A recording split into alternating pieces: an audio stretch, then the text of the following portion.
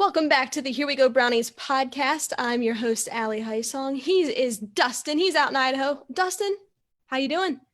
Allie, how you doing tonight? Doing a great out here in Idaho as usual. Man, I'm hanging in there. I am. I'm here in the Dirty Myrtle, South Carolina. We're hanging in there.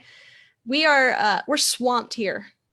Swamped. We've got so many people coming in from out of town. Finally, with the coronavirus lifting a little bit, people are coming in, taking their vacations. You know how it goes. So we're busy here in Myrtle Beach, but it's good. The weather's good and everybody's happy. Everybody's optimistic. Well, and I tell you, out here it's been kind of nice. Things are starting to lift.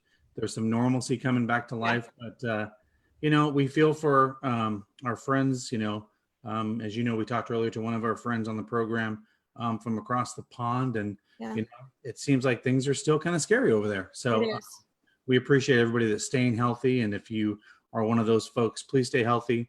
Enjoy the programming. We love having you watch us every week. So we enjoy that. And if you want, Allie, I'll go ahead and announce our contest. Yes, by all means, take it away.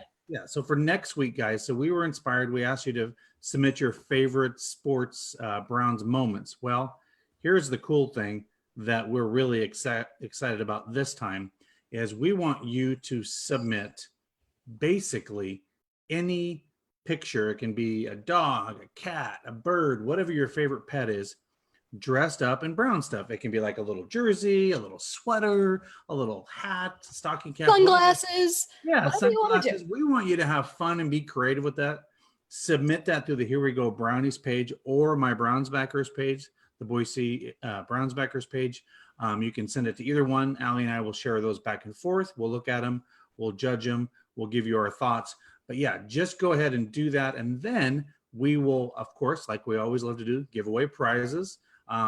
We were really enthused from last week. We had one of our listeners actually film him opening up the package. It was really cool. So it really warms our heart when we get to see our listeners do stuff like that. So we're excited to give you those prizes. So Allie, with that, why don't you go ahead and announce our winners from this week? So yes, as you mentioned, we were inspired. We were inspired. We got so many great photos. People submitted, their experiences at tailgates, at the games itself, just anything. And we loved getting it. But so we've got 3 top winners. I'm going to announce those now. And guys, before I do so, please note that off air, I will get with you. We will get your information, send out some prizes to you. We just want to take this time to, extend our gratitude for participating. But and I apologize if I mispronounce anybody's names. We've got Gordon Opplinger. He submitted a wonderful photo of his puppy. It was great. Tim Allen, he's got a championship kind of dog named Frankie, who I think, back-to-back winners in 2018 and 2019 for some Browns pet contest. So he's got some great trophies there. And then, of course, Greg Casper, he is the Dog Pound Baker. He's out of Malvern, Ohio. You might know him as the Dog Pound Baker at the tailgates. He submitted some great tailgate photos. So what we'll do, guys, is we will get with you one-on-one to get your information, but we're also going to post your photos. That way you can get some recognition there. And of course, as we mentioned, put it as our background. So we're not going to do that right now, but that's to come. So keep the pictures coming. We love to interact and hear from you guys. It just makes our day. It really does. We like it. We love it. But guys, we've got a jam-packed show for you. We've got tons to talk about as always. And kind of a cool thing here at the end. Bear with us. As you know, we always have some technical issues, but we're excited. I think for the first time, we can actually take live callers. So what we're going to do, and I'm going to preface with this, guys, I believe you have to actually have the Zoom app on your phone or on your computer, however you decide to call in, and you can video conference in, and we can have you live on the show tonight. So we're going to open that up later on in the program. I will announce the meeting ID as well as putting it in the comments here. And if you want to, we encourage you guys to call in, give us your questions, and we will, of course, answer it live on air. And of course, they can always download the app if they don't always, have it. It's super easy. Download the app. Yep. Excuse me. Of course, and we'll also take a couple of your questions off of Facebook. We always love your chatter during the show and the comments that you make. So if you have any specific questions you'd like us to answer on air, Allie is monitoring that over there, and we will grab onto that and absolutely grab a couple questions out of there. So, Allie, with that, shall we start off the show with what's more likely, this or that? You want to go ahead and jump right into that? We do. So we're playing a new game here. It's called What's More Likely. And this is really going to be interesting because I don't know what Dustin's going to ask me. We did not discuss this off air. He doesn't know what I'm going to ask him. And that's kind of the fun of it. We like to throw each other off a little bit and throw each other. And we're good at it. We are. So we're going to play a game. What's more likely? I'm going to give you two kind of scenarios. I'm going to give you one thing. Then I'm going to give you another. And I want you to kind of discuss and tell me what you think is more likely. Make sense? All right. You ready? I'm ready. All right. I have it written down here. My first question is just more NFL specific. Okay.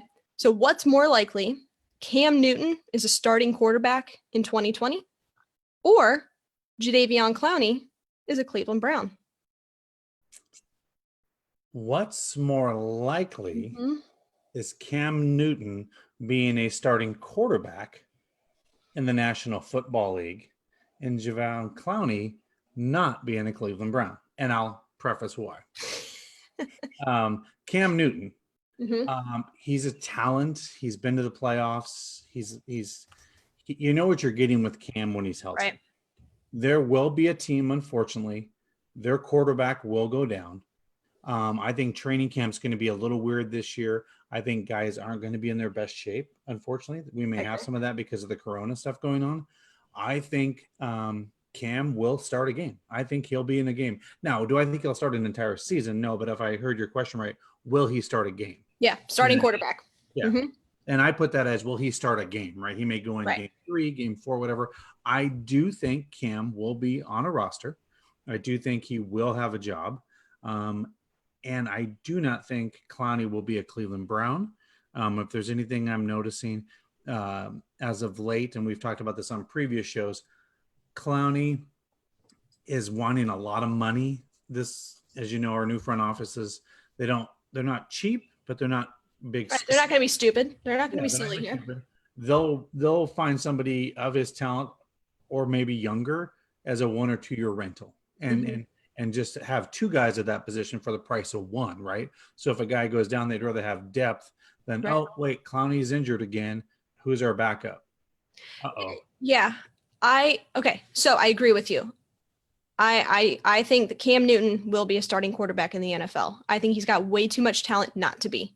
But the reason that I asked this question specifically today is because the Chargers head coach Anthony Lynn just came out and said that, yes, we took a look at Cam Newton, but we like who we have. And who they have? Tyrod Taylor and Justin Herbert. I think that Cam Newton is top tier elite quarterback in the NFL if he's healthy. Right. I truly think he's a top tier talent. However, there's not a huge need for him right now. There's not. There's just not a need. There's so many teams. Now you could say Denver, New England. You have to factor in so many things like, okay, do they have a young quarterback that they believe in or want to build their franchise around? Yes. Are they going to pay the money to bring in somebody of that caliber? And 2, you need to understand he is a full personality. I mean, you can't bring him into Chicago with Nick Foles and our boy Mitch Trubisky, because that personality, he's going to dominate that room. And it's not going to give those other guys the opportunity. So with this, I don't know where he's going to end up, but I think he has way too much talent not to be a starting quarterback in the NFL. Nice. All right, Allie, I got a good one. This is a good one. All right. I'm nervous. Yeah. So this is going to be a tough one. Which is more likely?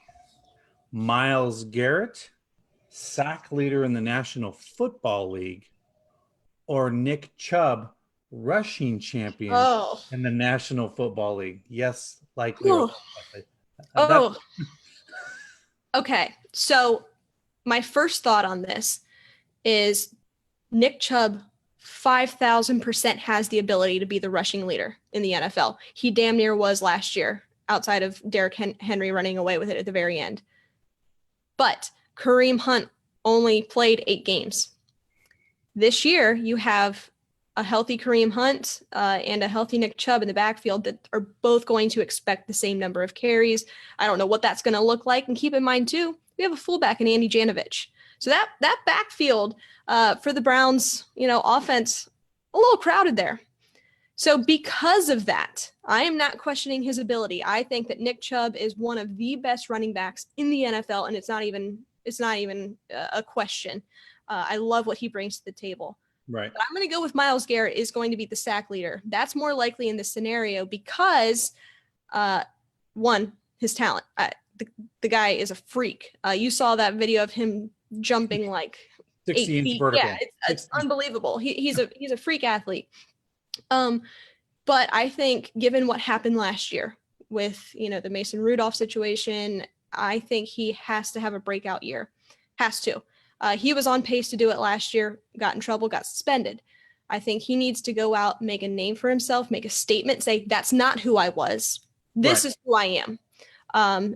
My game will speak. Yes. Yeah. And if we look at last season, what he said going into the year was, I want to be the defensive player of the year. That's my goal. That's what I'm shooting for. Then he did something stupid, got off track.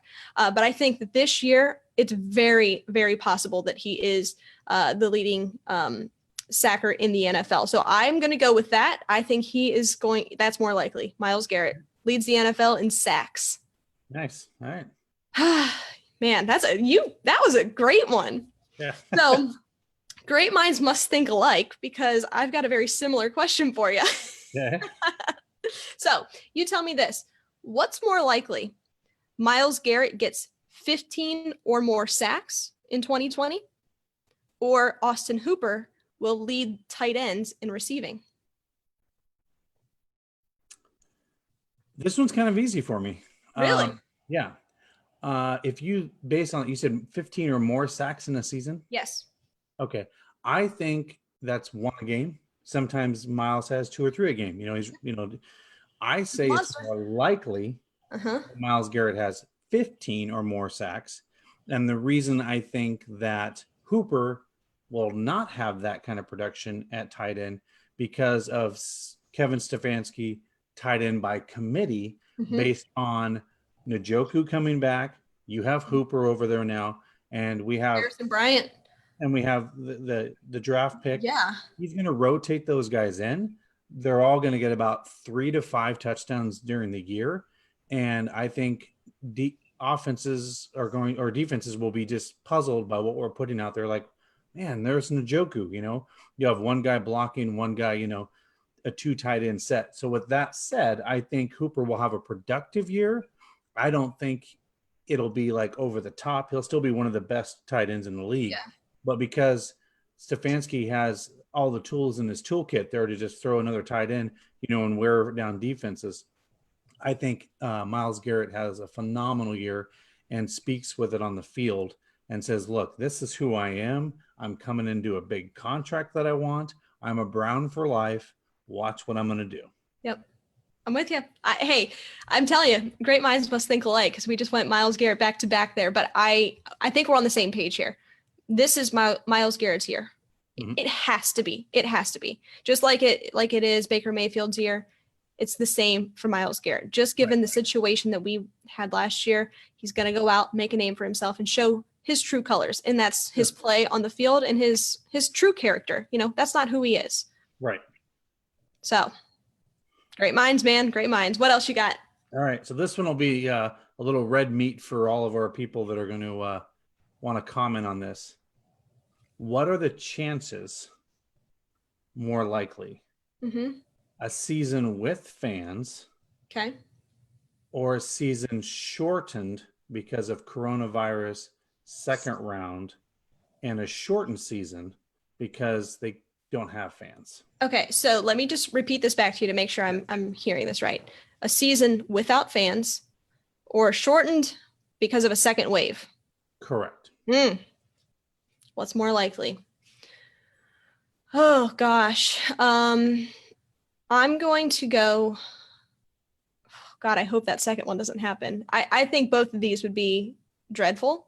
Right. But I would rather have football in some capacity than none at all, whether that's without fans. So I'm going to do my best to not have any bias in this and just what I personally want. But what's more likely, I think it would be a season without fans. And I say that because what the Browns, or not what the Browns have done, but what the NFL has done as a whole, they've had a lot of time to kind of be able to sit back and see how other leagues are managing this. Right. Unfortunately for the NBA and the MLB, they were stopped like right then and there. They didn't have time to, they didn't have time to pivot or come up with a creative solution right away. Right. They might be able to down the road, but right away they weren't. The NFL, they have that luxury where they kind of sit back a little bit, really dissect what they're going to do and come up with a strategic plan. And I think if they were to forecast ahead and say, hey, we might be on a trend here to have another wave. And I know that's in discussion. A lot of states are talking about that. That's a big thing that they're talking about here in Myrtle Beach. If they're forecasting that, I think that the NFL would be smart enough to say, we can make this work if we follow this, and this, and maybe all go out to Arizona or Orlando or wherever, and then just have a season, maybe a shortened season, but a season without fans. And we could quarantine our players, put them up in a hotel or a resort. They wouldn't come in contact with anybody outside of those facilities. That's kind of the way I see things.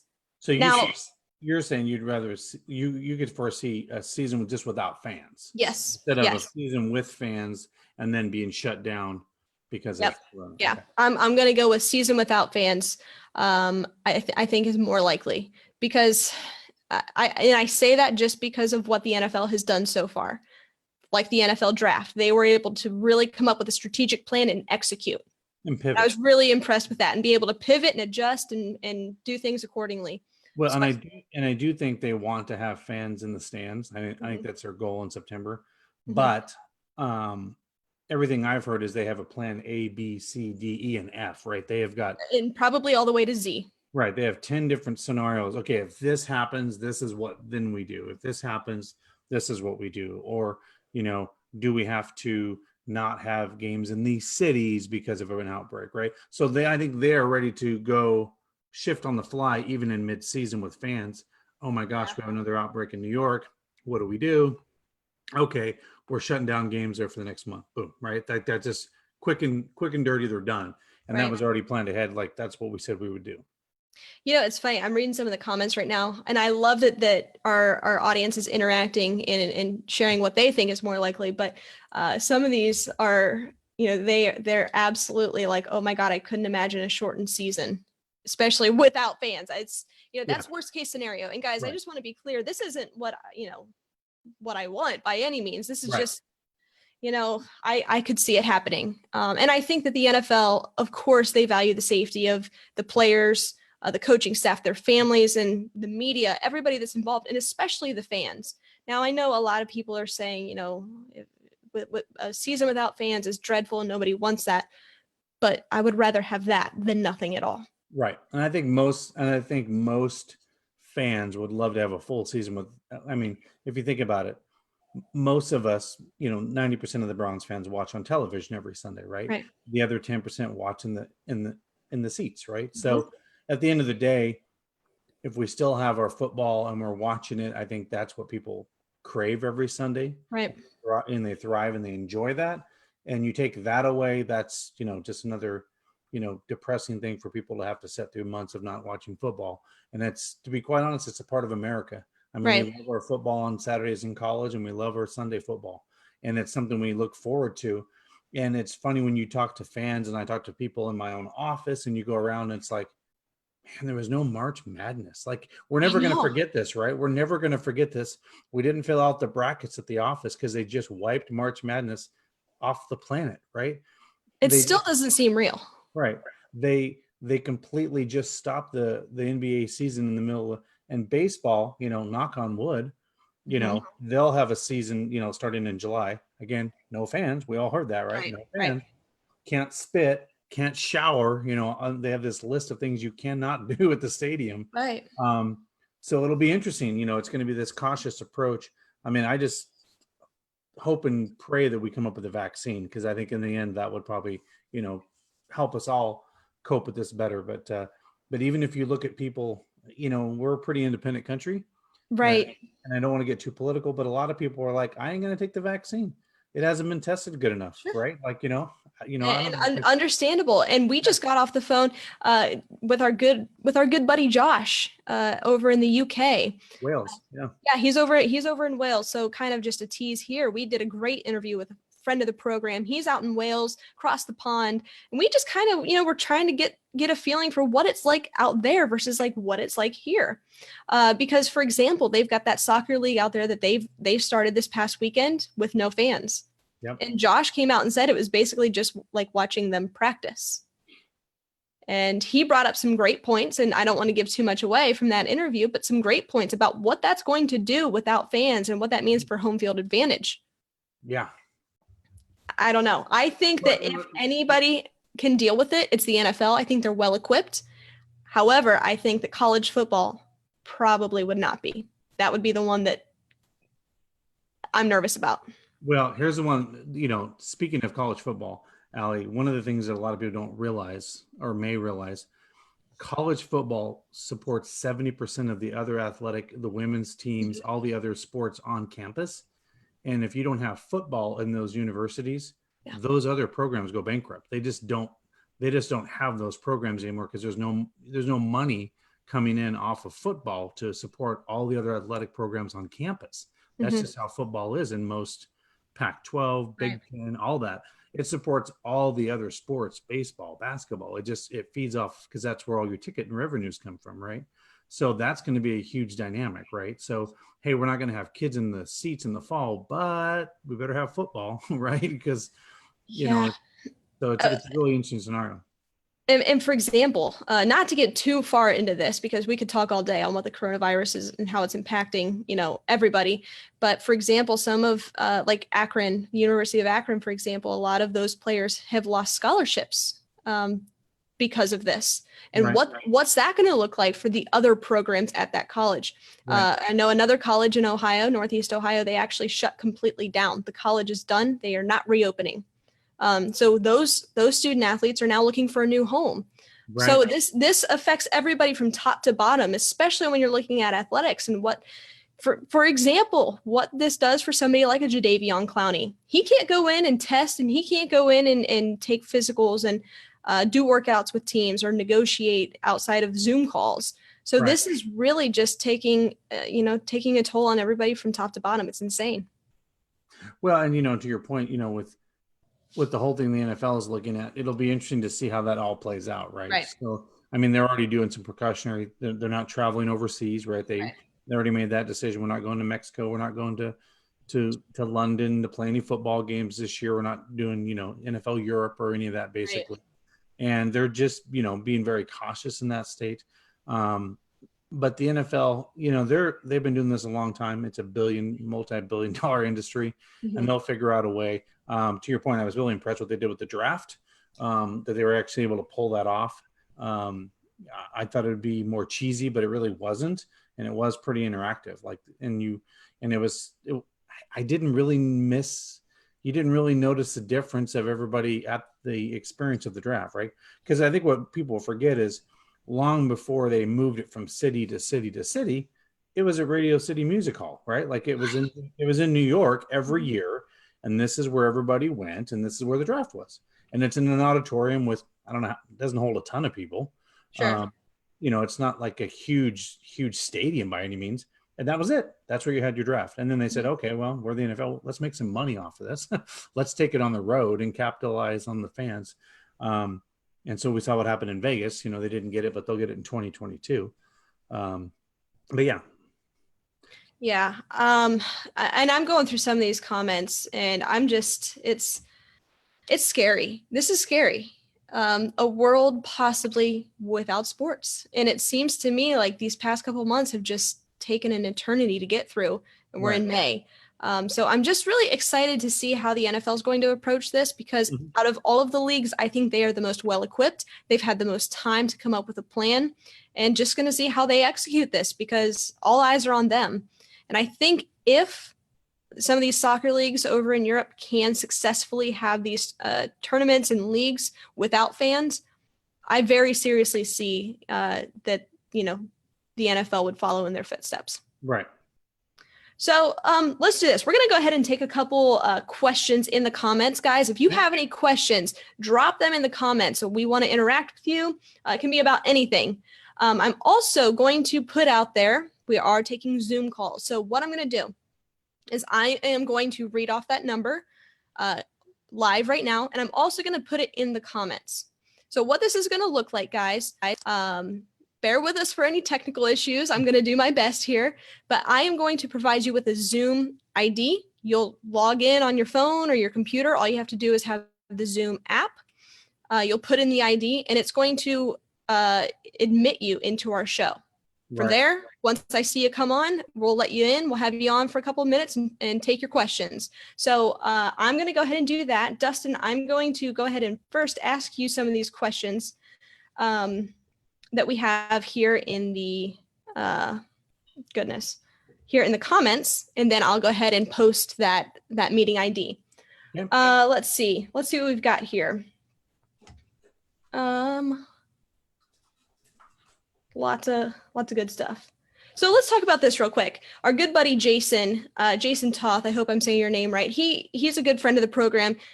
He's saying that the draft is supposed to be in Cleveland next year. Do we think that this is going to get impacted? Do you think that our chances could be minimized on us being able to host the draft? Part of me says, I don't think it'll be an issue. Here's what I do think is going to happen. The one thing that I've been totally excited about is science and the fact that we have 150 to 160 different people around the world racing to create an actual vaccine, right? Yeah. There's some confidence by the day. It seems like there's more and more confidence we may have a vaccine by the end of the year. If that is the case, no. We have a draft. There's lots of people. You can get vaccinated. I think the majority of people want to be vaccinated. I think the president has set a very lofty goal of 300 million vaccines by the end of the year. If we have a vaccine for every, I'm guessing he's not including some children in there, but 300 million Americans can get a vaccine by the end of the year. If that is the case, I think we're all going to be better as a nation, and we're going to be healthier and stronger for that, and hopefully a better 2021. So I personally don't think it'll affect us in that way. Yeah, I think we'll have plenty of time to rebound. And keep in mind, a lot of what's going on, this is unprecedented times. Nobody has gone through this. You're going to get a lot of knee-jerk reactions. Until we can get our feet under us and really understand how to approach certain things like that, I'm feeling optimistic for 2021. Our good buddy Paul Adams, he says, how can there be a training camp with social distancing? And I know that we just talked about this with our good friend Josh. What is that going to look like? I know that they're supposed to report here soon, and some states are allowing players to come into the facilities. What's this going to look like for us? Well, here's an interesting scenario. Great question. Is it Paul you said, right? Yes. Good buddy, Paul Adams. Paul Adams. So talk about somebody kind of, doing a little wild, wild west action. Our good friend Baker took a little heat for inviting some of his players out to Texas because they opened things up. And he says, I want to get some practice time with my boys. I can't go to Ohio. Right. And so he's been out there with, Higgins. I think he's got Hollywood Higgins, Harrison Bryant, or maybe no Harrison Bryant, Hollywood Higgins, Austin Hooper. Yep. Who else are we missing? There's one more I think's down there. I know that Jarvis and Donovan Peoples-Jones, they're in Florida working out together because they weren't able to go to that meeting. Well, and they're rehabbing. If you think about it, Odell and Jarvis are still rehabbing, so they're not 100%. So they're going through the rehab. But you know what? Here's the thing. Part of me says we can't live in fear forever. Right. And one of the things I do think the NFL will do, back to your point, okay, we are going to have a training camp. And oh, by the way, we want you to test your players once a day, twice a day. They'll probably have something like that set up. I'm sure it will be extreme measures. Yeah. And so every day everybody goes out there. And I think this will be the way in a national football game too. Sure. I bet you if we actually have players on the field, fans or no fans, they'll all get tested pre-game with whatever, like a 5 or 10 minute at that point, to see if there's a positive or negative. And you may see a star player, unfortunately, or something. Okay, he just tested positive 30 minutes before game time. he can't play, right? Patrick Mahomes, test positive. Sorry, buddy. Sorry, Kansas City. That's just going to have to be what it is. Right, because you're going to go out there and every defensive guy that touches you or your offensive lineman, all of a sudden you've disinfected your whole, thing. And then, by the way, if that is the case, every one of those players is going to have to be tested every single day going forward. Exactly. Right? It's going to be a hurdle. And quarantining them for 14 days and not going out anywhere between football games, right? So, hope to God that doesn't happen, right? But they have talked about that there will probably be testing before every single football game, an hour before or something, so they can make adjustments, right? Right.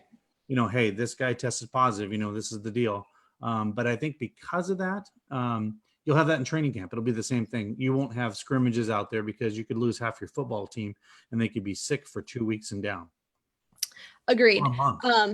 Yeah, absolutely. Guys, as we mentioned, we are going to start taking Zoom calls. The lines are open. I went ahead and posted the meeting ID in the comments. That ID is 856-4627-0965. That's in the comments. So all you have to do, get on Zoom, put that into your meeting ID, go ahead and call in. We will take you live on the show. So just keep in mind that you will pop up. We'll see your face. So make sure you're got a shirt on or something. We'll take you live on the show to take your questions. So that number again, 856-4627-0965. So go ahead and give us a call. We'd love to have you on.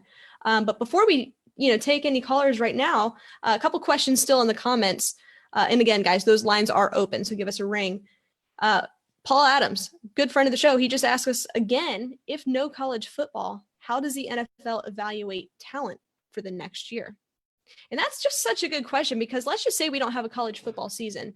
Mm-hmm. Not only does this seriously impact those top tier guys, Justin Fields, Trevor Lawrence, some of those that you really think are going to be, top 5 picks.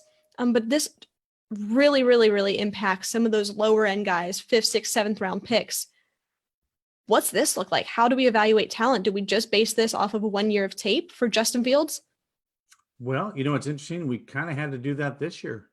If you think about it, after the combine, right? That was it. No visits, right? We had no guys making trips to Cleveland to come in and talk with the coaching staff. It was all video conferencing and stuff like that.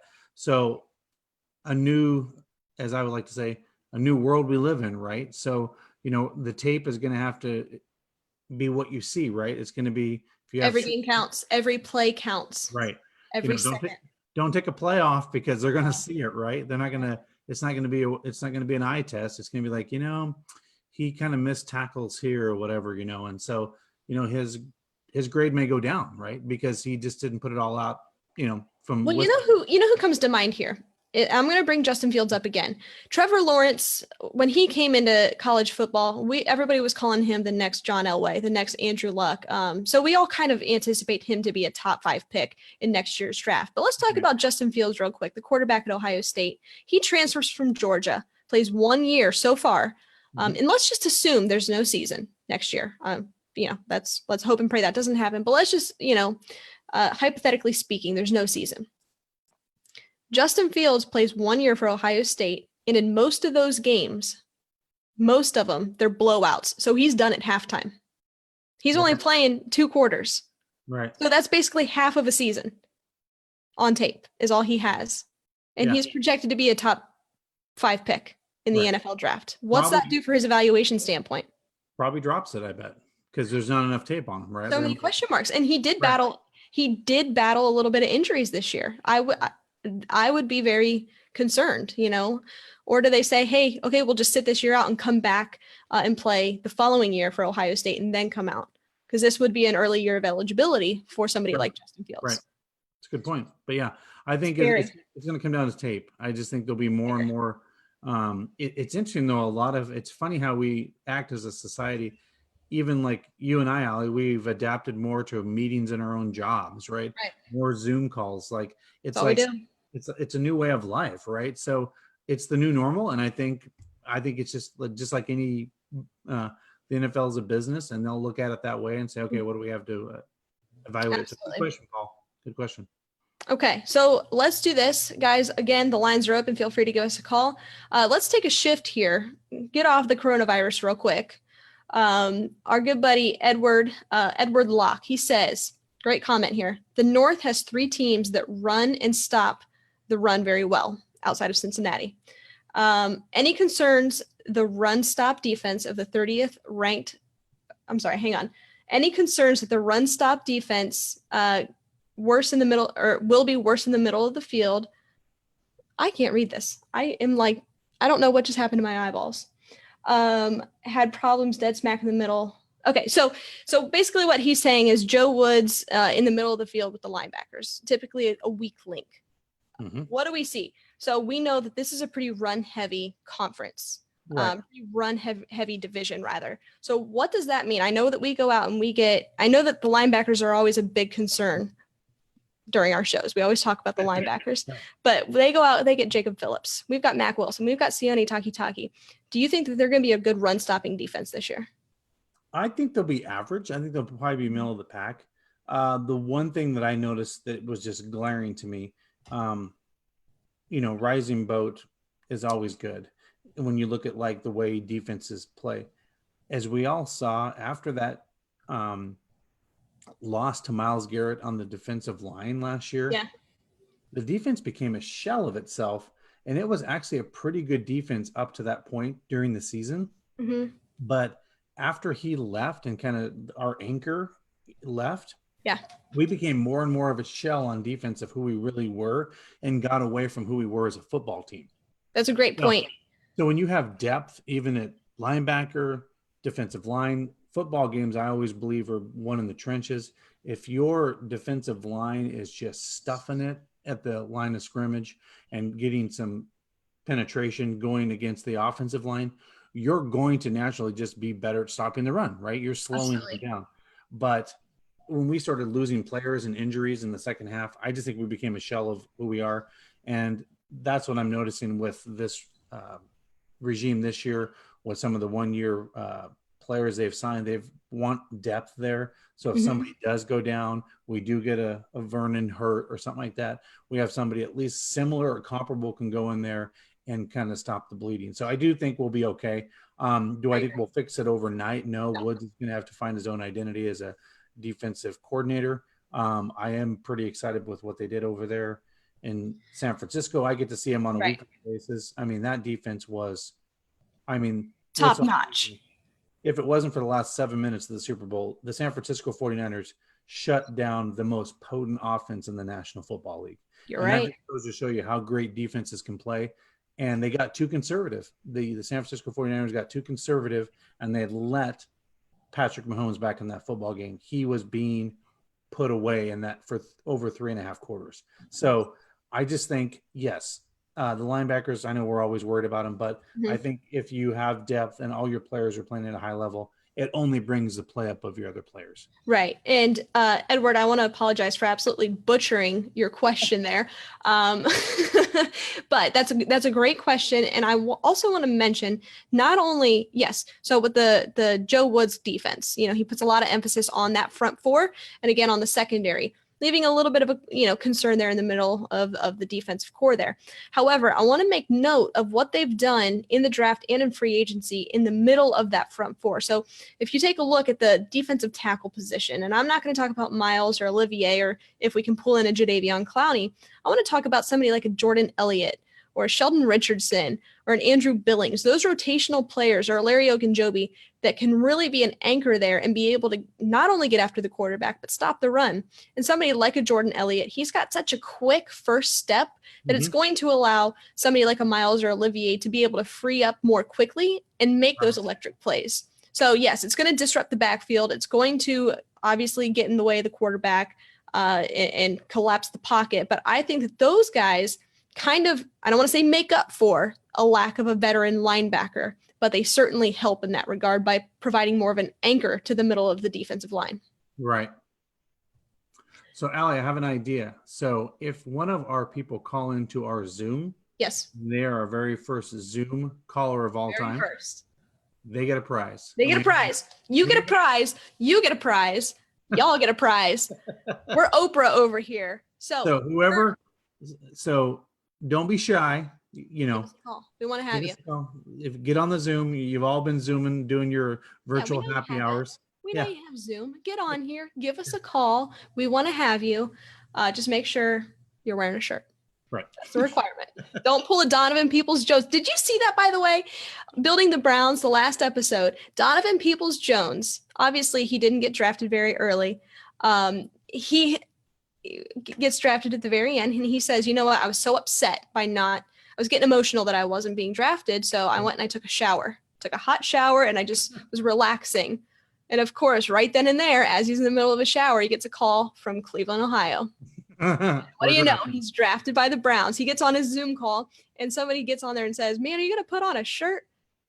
He got drafted and was not wearing a shirt, so that's good. Yeah, But we've got a great question by good friend of the program, Michelle Neisel. She's a great family friend. So shout out, Michelle. Thanks for joining.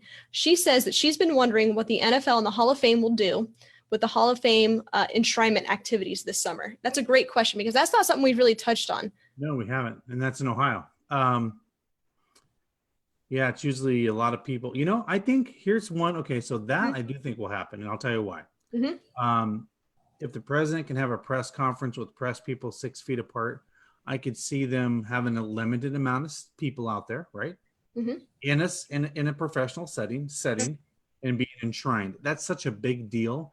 I think again the NFL will take the protocol, the special steps, and I think they would not want to tarnish these great legends from being inducted into.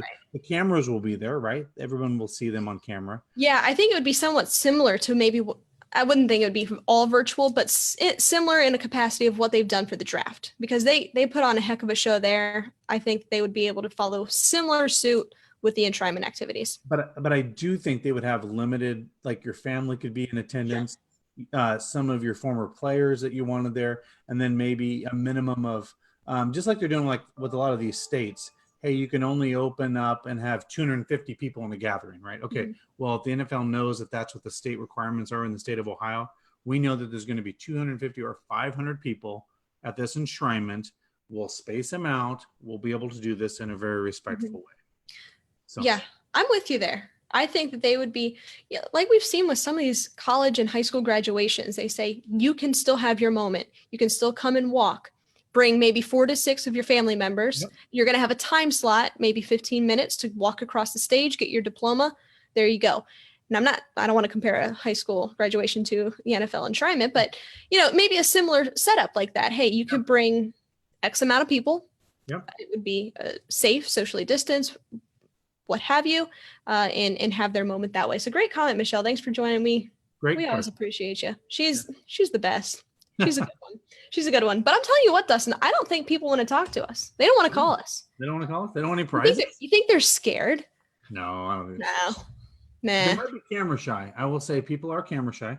Yeah. You know what they can do is they can also call, but it will show their phone number. So if you don't mind that, go ahead and call us. But if you don't mind your phone number being up there. For a couple thousand people to see. But yeah. Do what you need to. Do what you need to.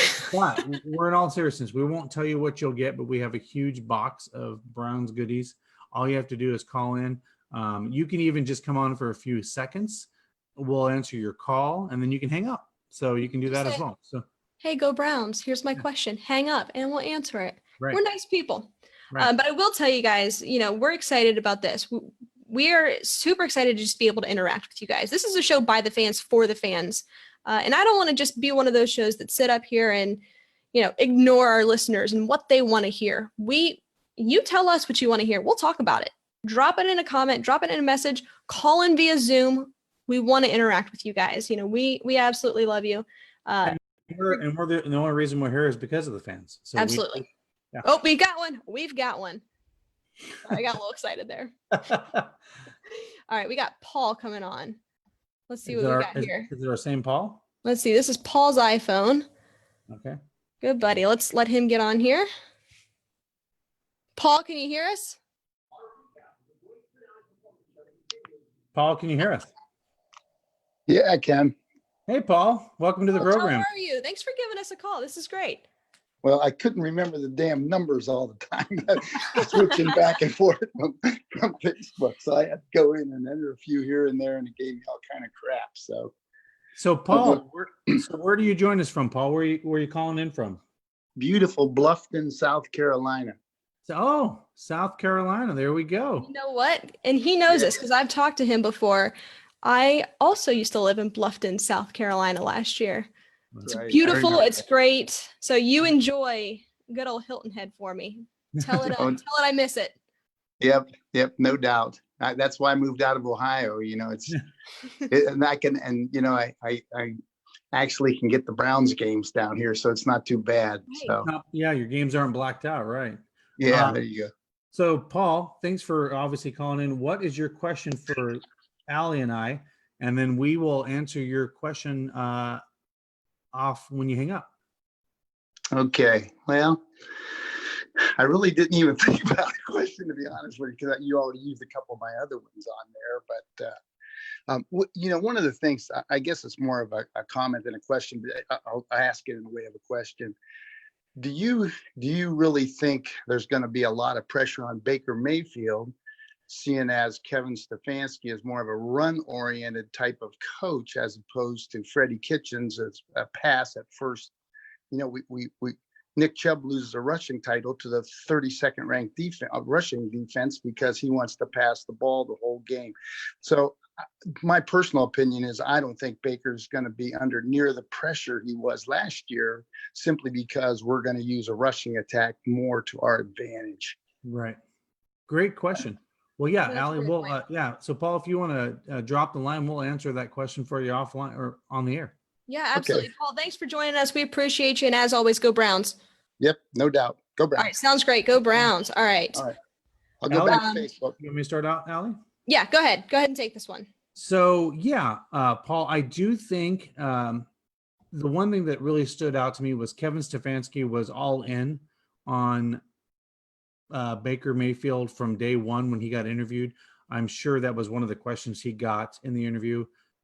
Are you set on this guy being our, we think he's our franchise guy. Are you with him? And I honestly think, even though we're going to be more run heavy this go around, it's only the offense is going to play to Baker's strengths. And what I mean by that is, if we know anything from the first year, he loved throwing to the tight end. He loved going down to Njoku and those things. And I think he's not going to feel as pressured to get it to Odell or Landry, for that matter. We know he feels totally comfortable with Landry out there, and Landry gets everything. But I do think he's going to have a lot more options out there now than he did last year. It was like, it's Landry or Odell or I'm in the doghouse. And I think he pressured himself a lot of times. And so I do think, Paul, that I think he'll actually have less pressure this year. Do I think he feels like he has pressure on himself to perform better? Absolutely. Right. I think he knows this is his year. He's got to shine. He's got to come back. He has to have way better numbers, but he doesn't have to be like maybe Pro Bowl, but he has to definitely show he's got all the tools. I mean, they've literally given him every tool. I mean, if Russell Wilson had these tools, if any other quarterback in the National Football League has all these receivers, this tight end, like, there's no reason he shouldn't succeed this year. I think he knows that. I think that's why he's already trying to practice and be serious with those players down in Texas and get as many reps as he can in, because he knows the spotlight's on him. And he's basically, if he has a horrible year, they're going to look at him and go, we gave you everything, right? Yeah, we gave you everything. So I do think he'll perform. He's always performed under pressure. He's got thick skin. That's what I do really appreciate about him. He can take one on the chin and then keep going. Yeah. So I do think he's his own best asset in the fact that he doesn't want to fail either. And I think he's never been that way. He's had to walk on in college and then earn that spot. And I think he has no problem coming in as a little bit of underdog with the head coach and proving his worth. Right. Couldn't agree anymore. I mean, that was beautiful. That was beautiful, Dustin. But the word that you used there that I loved was options. I think that Baker, he's always done his best when he has to prove it, when his back's against the wall and he has to prove that he's an underdog, or he has to come out on top. And I think with Stefanski, yes, he is run heavy. And I think that you have two excellent excellent backs along with a fullback. Right. But I do think that this wide zone offense and this scheme is going to work well to his strengths. You're going to see exactly. You're going to see a lot of play action. You're going to see a lot of working the middle of the field, a lot of tight ends. He likes to run the heavy set. That's exactly what Baker does best. That's home of football. Exactly. And I think too, last year, yeah, you had the talent. You had the talent everywhere, but there was no plan. There was no plan. They maybe would categorize and come up with a game plan for like 15 plays. Outside of that, let's see what happens. Yeah. Now, I think with what Kevin Stefanski is going to do, from what I've gathered from him, he's a smart guy. Mm-hmm. All football. He knows what he's doing. He's strategic in his approach. I know I always say that, but the word strategy.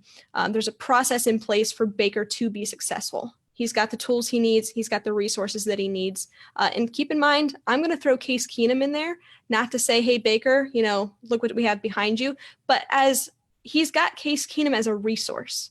Case Keenum knows this offense. He knows Kevin Stefanski. He can break this down and help Baker become the best Baker that he can be. So I think, go ahead. And to your point, what I think is interesting, and we haven't talked about this on the other shows, he's this will be his third offensive coordinator in 3 years, third head coach in 3 years. That's not easy for any quarterback. I don't wish that on any quarterback. But what I do find interesting is he's going to actually have the offense, like you said, is going to be mostly, to his strengths. Mm-hmm. But with Case Keenum, the one thing that he's going to have on their roster, Case Keenum has taken a team to the playoffs and won. Yeah, not even just that. Like the most, the miracle. I mean, he had a career year under Stefanski. Right. And even if you take a look at, let's just look at the Minnesota offense. This is something that we could do in later shows. As watch some film and break it down and see what Kevin Stefanski has done in Minnesota. But if you take a look at this, they had Adam Thielen, they had Stephon Diggs, Kyle Rudolph. Let's translate that to what that would be with the Browns. Odell Beckham Jr., Jarvis Landry, 2 upgrades right there, I would imagine. Austin Hooper and David Njoku to work the middle of the field. So I think with the scheme that Stefanski ran in Minnesota is what he's going to run here, but with upgraded players. Yep.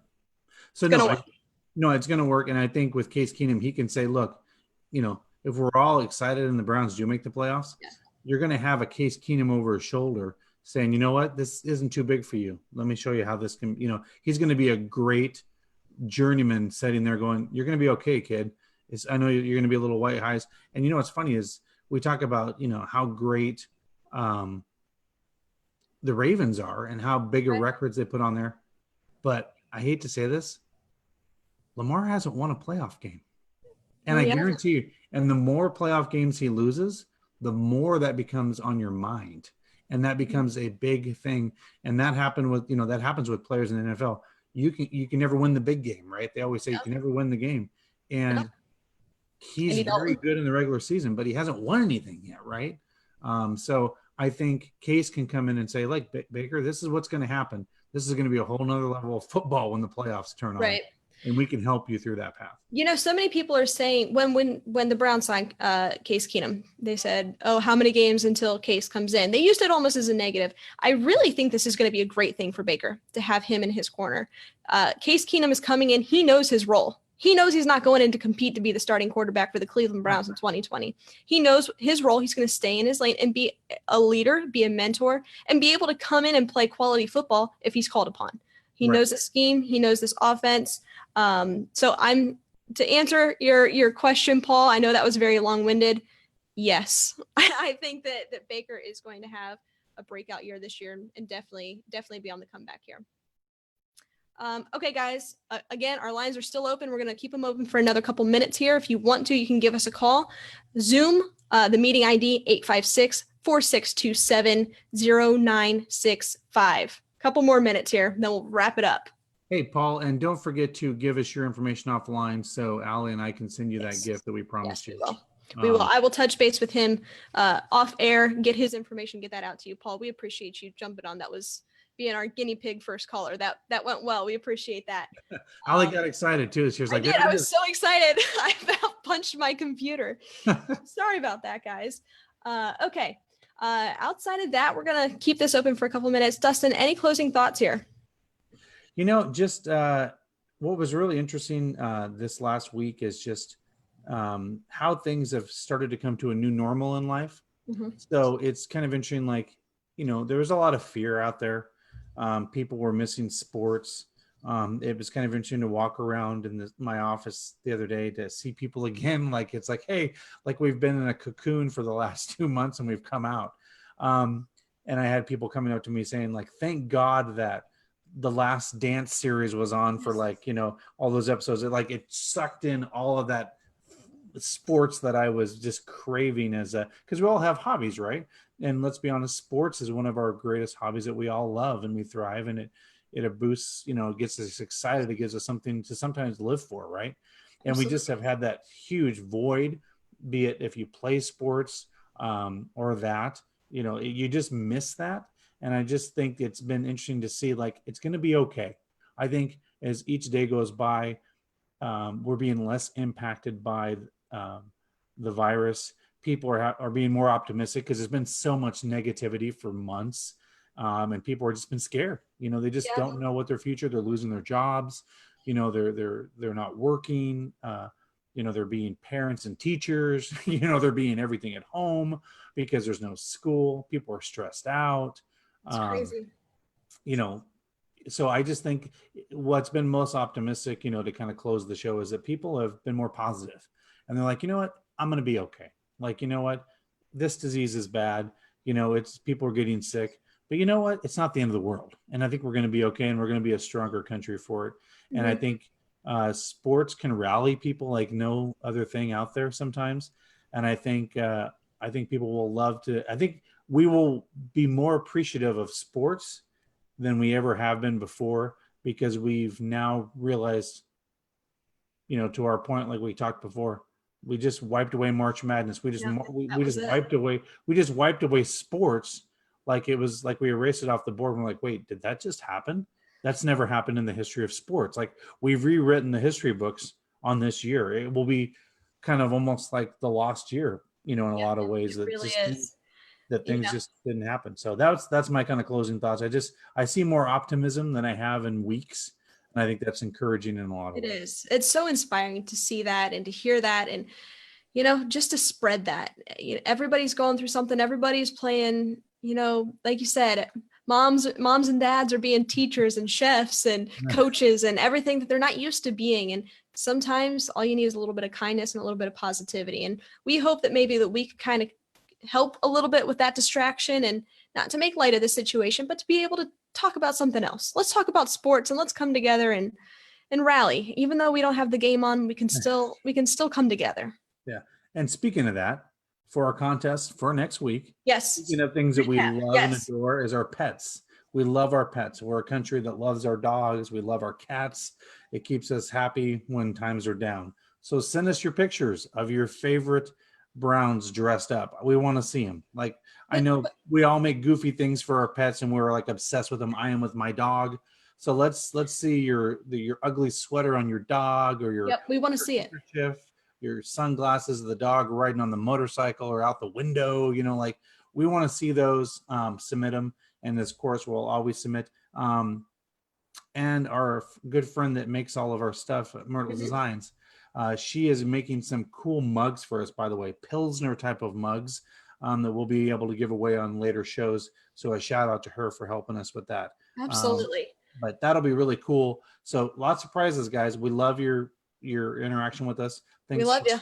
Yeah. Thanks for the live Zoom call tonight. We'd like more next week. And of course, always submit questions offline. We can always answer them next week. So absolutely. With that, Allie, I'll let you end the show. And first, before I end it, I just want to again extend my gratitude and appreciation to all of you that are, essential workers, putting yourselves on the line. We sincerely appreciate you for all that you're doing for the country and for, for everybody around us. So thanks to all of you. Thanks for listening. If you have any comments, questions, concerns, anything at all, shoot us a message. We will get back to you. And we're excited. We're optimistic. And, we're just going to keep going. Times are tough, but we're just going to keep going. And that's what we do. That's what we do. So Yep, we can keep it happy. We've always got a smile on our face at the Here We Go Brownies podcast. But guys, as always, send us your comments. Join us next week, and we will announce the winner. So as always, guys, go Browns. Go Browns. Go Browns. All right.